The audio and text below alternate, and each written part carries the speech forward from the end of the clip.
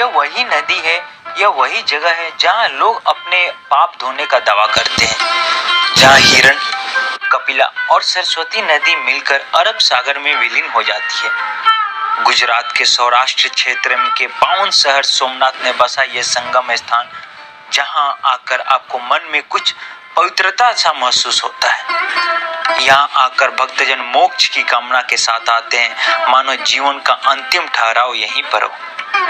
हिंदी मान्यताओं के अनुसार त्रिवेणी संगम पे स्नान करने से सारी पाप धुल जाते हैं और मोक्ष की प्राप्ति होती है।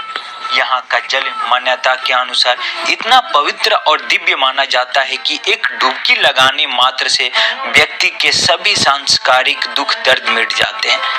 इस संगम में स्नान करना तीर्थ यात्रा का एक महत्वपूर्ण हिस्सा है और सोमनाथ मंदिर के त्रिवेणी संगम में स्नान किए बिना अधूरी मानी जाती है।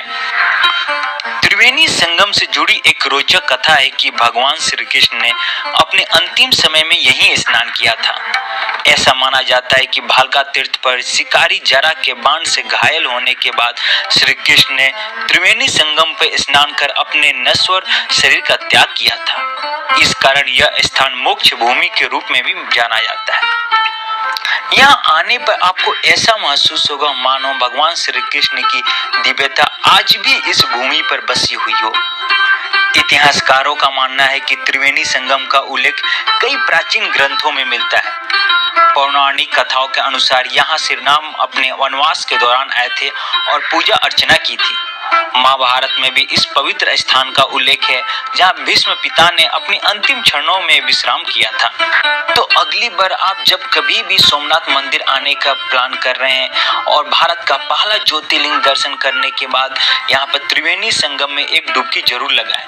यह केवल नदियों का मिलन स्थल नहीं, बल्कि आत्मा की शुद्धि और परमात्मा से निकटता का एक एहसास भी है। दोस्तों, मैं आपको एक बार फिर से याद दिला देना चाहता हूँ कि यही वो जगह है जहाँ 3 नदियाँ हिरण, कपिला और सरस्वती का महासंगम होता है।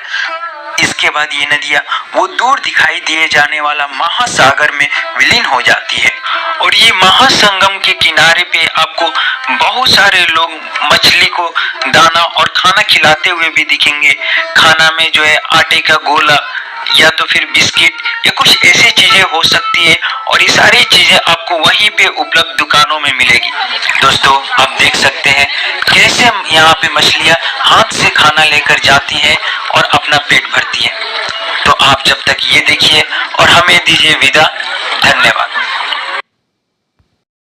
यह वही नदी है, यह वही जगह है जहाँ लोग अपने पाप धोने का दावा करते हैं, जहाँ हिरण, कपिला और सरस्वती नदी मिलकर अरब सागर में विलीन हो जाती है। गुजरात के सौराष्ट्र क्षेत्र के पावन शहर सोमनाथ में बसा यह संगम स्थान, जहां आकर आपको मन में कुछ पवित्रता सा महसूस होता है।